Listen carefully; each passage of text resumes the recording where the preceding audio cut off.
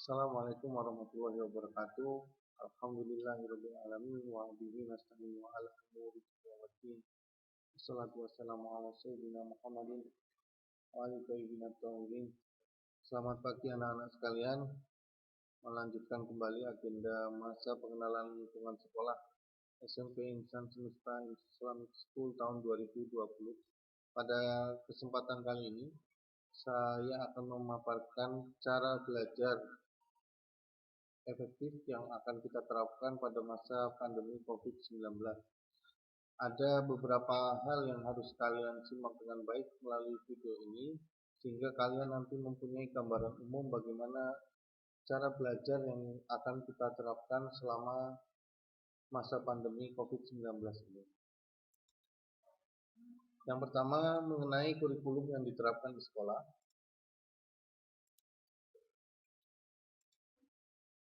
Kurikulum yang ada atau yang diterapkan di sekolah adalah kurikulum 2013.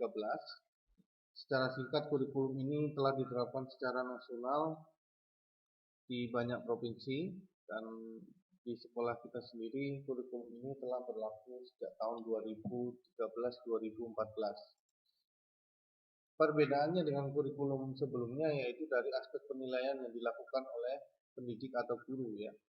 Jadi ada 4 aspek yang akan dinilai, yaitu aspek pengetahuan, keterampilan, sikap, dan perilaku. Apa itu penilaian sikap? Secara garis besar kalian bisa lihat diagram ini.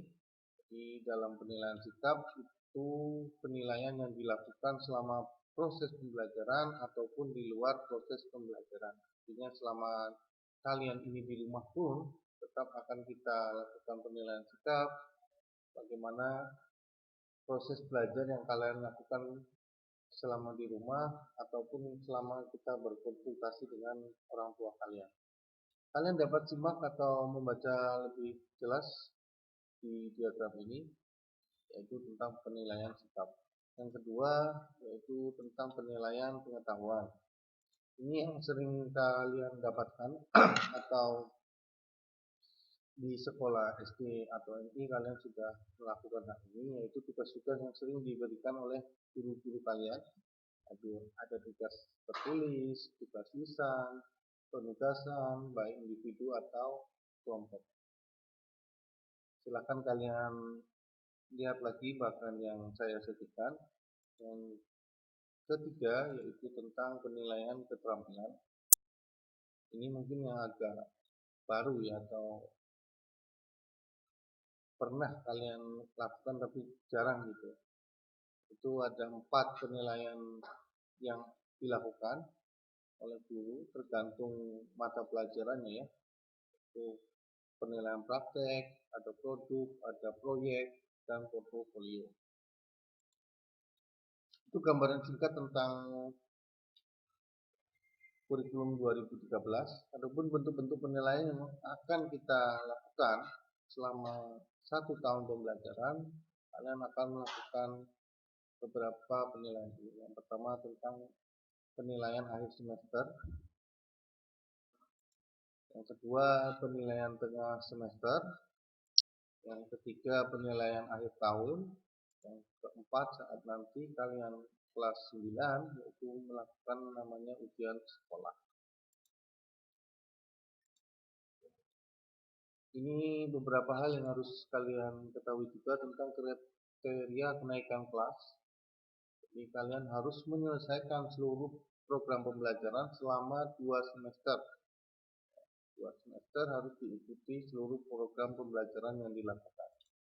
Yang kedua, sikap itu minimal baik.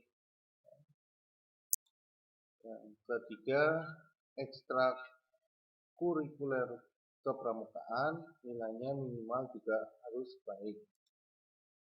Yang keempat, tidak ada atau tidak boleh lebih dari 2 mata pelajaran yang nilainya di bawah KKM. Mengenai berapa KKM mata pelajaran itu sendiri nanti akan kita berikan surat edaran lebih lanjut. Tentang kriteria kelulusan saat nanti kalian sudah ada di kelas 9. Yang pertama, sudah menyelesaikan seluruh program pembelajaran selama 6 semester. Yang kedua, nilai sikap juga atau perilaku itu minimal harus baik. Yang ketiga, lulus ujian sekolah. Syarat lulusnya apa saja? 1. Nilai ujian sekolah untuk setiap mata pelajaran itu minimal 68. Yang kedua, rata-rata nilai ujian sekolahnya minimal 64. Kita lanjutkan bagian kedua tentang struktur kurikulum atau mata pelajaran yang akan kalian pelajari di SMP Insan Semesta Islamic School. Gambaran umumnya seperti ini. Di sekolah SMP Insan Semesta Islamic School itu ada dua bagian besar sekolah, itu mata pelajaran umum dan mata pelajaran dunia. Mata pelajaran umum, mata pelajarannya adalah ini. Jadi terbagi dua, ada namanya kelompok A dan kelompok B. Jumlahnya ada 11. 1 jam pelajarannya itu 40 menit. Sedangkan mata pelajaran dunia itu berbeda-beda ya. Untuk kelas 7 itu dari bahasa Arab, akidah, sejarah, dan fikih. Nanti di kelas 8 dan 9 itu berbeda lagi. Jumlah jam pelajarannya juga sama, itu 40 menit. Karena saat ini kita berada pada masa pandemi COVID-19 yang tidak memungkinkan kalian berada di sekolah, maka sekolah melakukan penyesuaian jumlah jam belajar. Jadi nanti yang akan kalian pelajari selama di rumah adalah mata pelajaran ini. Untuk kelas 7 diperhatikan di kolomnya ya. Jadi, mata pelajaran umum ada 6, di mata pelajaran dunia itu ada 3 ya. Bahasa Arab, akidah, dan sedangkan jumlah jam pelajarannya sendiri itu 1 jam pelajaran adalah 30 menit dan rata-rata semua mata pelajaran itu selama 2 jam.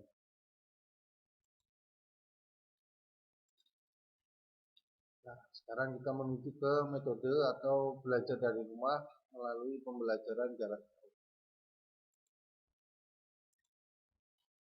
Di jadwal kegiatannya kalian harus perhatikan ini. Di kegiatan belajar di rumah yang kalian lakukan itu dari hari Senin sampai hari Jumat. Waktunya kalian harus sudah bersiap mengikuti pelajaran mulai dari jam 8.50 sampai jam 9. Nanti guru atau staf guru mapel ya akan melakukan absensi. Jadi saya harap kalian sudah bersiap-siap pada masa ini, sudah mandi, sudah sarapan, jadi sudah mempersiapkan peralatan-peralatan yang dibutuhkan. Jam pertamanya dimulai dari jam 9 sampai jam 10.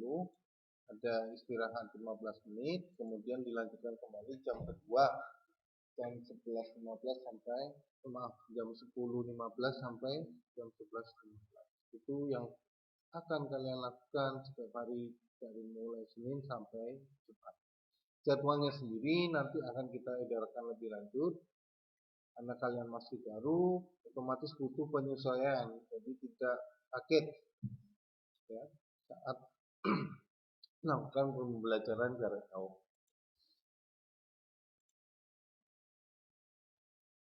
Metodenya yang dilakukan adalah ya otomatis secara online. Kalian harus membutuhkan sarana-sarana tertentu.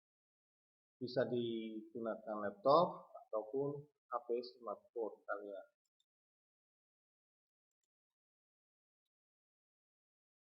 Nah, ini sarana yang kalian harus persiapkan supaya program belajar dari rumah melalui pembelajaran jarak jauh itu bisa berjalan dengan lancar. Selain alat tulis ya, karena alat tulis itu sudah pasti dibutuhkan oleh setiap pelajar. Buku, pensil, penghapus, pulpen, dan lain-lain itu kalian sudah siapkan. Selain itu, sarannya apa saja? Yang pertama, kalian harus punya HP, smartphone, atau laptop atau tablet ya, dengan kuota internet yang cukup supaya bisa mengakses jadwal pelajaran yang berlangsung ya. Terus kalau bisa itu kalian gunakan earphone atau headphone agar suara itu lebih jelas saat berkomunikasi. Yang ketiga, kalian wajib mempunyai email, karena mau tidak mau kalian akan masuk ke aplikasi tertentu yang membutuhkan email. Yang keempat, kalian sudah masuk, saya lihat sudah masuk ke grup WhatsApp siswa ya. Jadi kalian harus sering-sering melihat informasi terbaru di grup WhatsApp. Ini 4 ini yang kalian minimal harus sediakan ya, selain alat-alat tulis tadi. Selanjutnya tentang proses belajarnya bagaimana. Pertama, minimal di HP yang kalian pakai atau smartphone yang kalian pakai itu sudah terinstall aplikasi-aplikasi ini. Yang pertama, kalian install Google Classroom, Google Meet, Zoom Meeting, YouMeetMe, atau aplikasi lain lah yang nanti kalian sepakati dengan guru mata pelajaran masing-masing.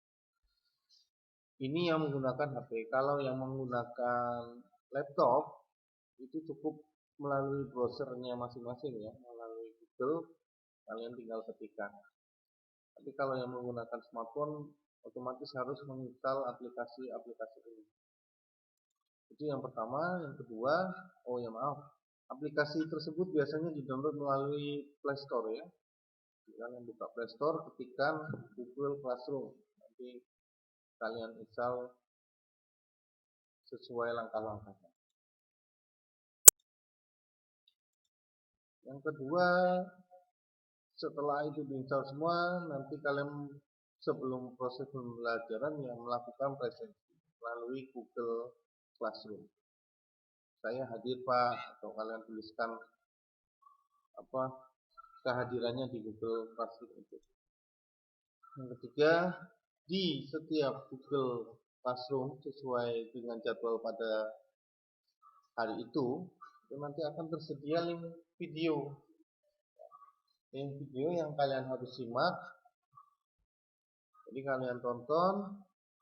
Nah, di link video itulah nanti proses pembelajaran atau penjelasan materi yang dijelaskan oleh guru. Jadi kalian simak, kalau perlu di-download ya silakan. Jadi kalian bisa lihat berkali-kali. Videonya tidak terlalu panjang, ya, antara 10-20 menit seperti itu ya. Jadi kalian bisa simak berkali-kali. Kalau masih kurang jelas, kalian bisa lakukan komunikasi atau chatting melalui Google Classroom. Setelah itu, setelah menonton video yang diberikan oleh guru, kalian akan mengerjakan tugas yang diberikan. Tugasnya macam-macam ya, tergantung guru pelajaran pada saat itu. Bisa diskusi, mengerjakan latihan, mendapat tugas, menanya, mengekspor, mencari informasi, dan lain-lain.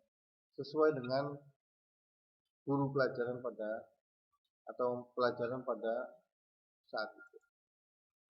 Nah, ini yang harus kalian perhatikan, bahwa tugas itu diselesaikan sesuai dengan batas waktu yang ditentukan. Jadi kalau dikumpulkan terakhir jam 10, ya kalian harus segera selesaikan tugas itu jam 10. Atau sesuai dengan kesepakatan kalian dengan guru mata pelajaran. Prosesnya seperti itu, hanya 4 langkah itu yang kalian lakukan. Ini tata tertib. Jadi selama proses pembelajaran, pertama tata tertib berpakaian. Gunakan pakaian yang sopan dan rapi ya. Jadi kalau bisa kalian sudah mandi, badannya sudah seger, sarapan, pakaian juga yang rapi, jangan gunakan kaos, gunakanlah kemeja. Apalagi saat melakukan video telekonferensi. Ini video seperti kalian lakukan kemarin di hari pertama masa pengenalan dengan sekolah. Digunakan pakaian yang rapi dan sopan. Yang kedua, tata tertib di kelas online. Ini nanti saat berlangsung kalian ya tidak boleh bercanda ya. Jadi harus mengikuti kegiatan belajar dengan baik. Terus mengenai izin, apabila kalian tidak bisa melaksanakan kegiatan kelas online, ya mau tidak mau harus orang tuanya memberi izin, dan orang tua kalian harus memberitahu ke wali kelas atau guru mata pelajaran saat itu. Nanti kalian memberitahukan waktu kesiapannya mau belajar itu jam berapa, jadi kita bisa jadwalkan ulang, jadi kalian tidak tertinggal pelajaran. Saya harap sih tidak ada ya yang izin, artinya kalian sudah diberi keleluasaan waktu yang banyak. Jadi setiap hari dari Senin sampai Jumat kalau bisa ya hadir terus sesuai dengan jadwal yang ditentukan. Karena kadang-kadang kan tidak hanya tugas individu ya, kadang-kadang ada tugas yang dilakukan secara kelompok. Kalau kalian tidak hadir otomatis nanti kesulitan mencari kelompoknya. Dan padahal tugas itu harus segera diselesaikan. Ini yang terakhir kadang-kadang ya kalau perlu jangan dilakukan. Kalau sedang video telekonferensi, kalian ya tidak boleh makan atau minum. Jadi kondisinya yang baik gitulah.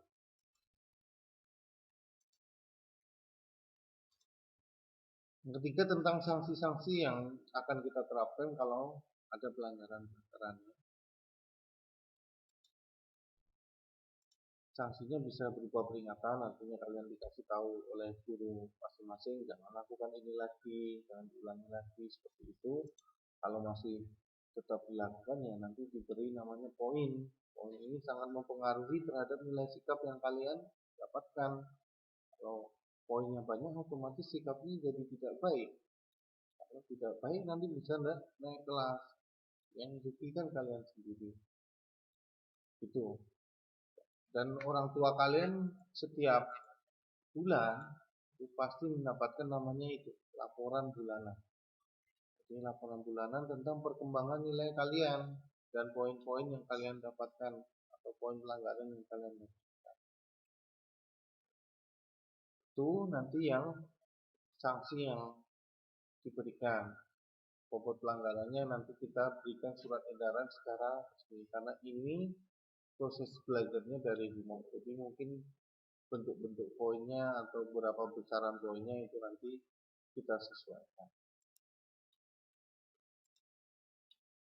Yang terakhir adalah ini, selain kalian mempersiapkan alat tulis, kalau bisa di waktu luangnya kalian itu membuka media atau sumber belajar yang lain yang disediakan oleh pemerintah. Ada berapa? Sampai 11 program ya yang bisa kalian lihat, kalian ikuti. Jadi menambah pengetahuan kalian tentang materi-materi yang ada di kelas. Ini kalian bisa ketikkan di HP kalian melalui Google ya, tulis. Jadi kalian bisa cari informasi. Terutama yang nomor 8 saya kira ini harus kalian segera baca atau segera tindak lanjuti ya. Karena buku paket yang digunakan itu rata-rata mau tidak mau menggunakan namanya buku digital. Jadi bukunya dapat kalian unduh atau download melalui link ini. Tulis saja Puspendik Kemendikbud membaca digital. Jadi buku-buku pelajaran itu ada di situ. Baiklah, terima kasih. Mungkin itu yang dapat saya sampaikan secara umum ya. Saya harap kalian tetap semangat mengikuti program belajar dari rumah melalui pembelajaran jarak jauh. Jangan putus asa. Nanti kita bantu semaksimal mungkin sehingga kalian tetap merasa berada di kelas, tetap merasa berhubungan dengan guru dan teman-teman, jadi tidak merasa panik yang berlebihan. Demikian yang dapat saya sampaikan. Lebih kurangnya saya mohon maaf. Selanjutnya kalian simak materi masa pengenalan lingkungan sekolah yang akan diberikan oleh. Oke, terima kasih. Assalamualaikum warahmatullahi wabarakatuh.